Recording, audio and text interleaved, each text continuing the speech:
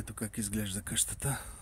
Това е допълнителна постройка към нея.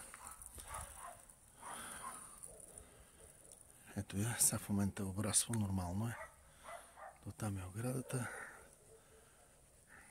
Това е комшийката, която живее от среща. Това е целият двор. Ето е къщата. Тук се качваш по стълбите. Просто трябва да се преправи покрива и да се ударят плочите.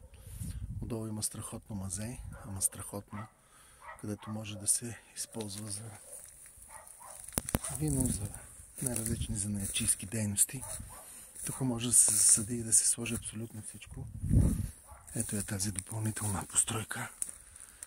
Ето е и тази ограда, която има.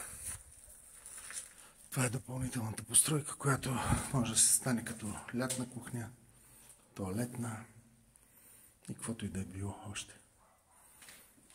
Просто трябва да се загради. Има кладенец, има партида за ток, има партида за вода. Тоест няма никакви пречки да се почне да се живее в къщата.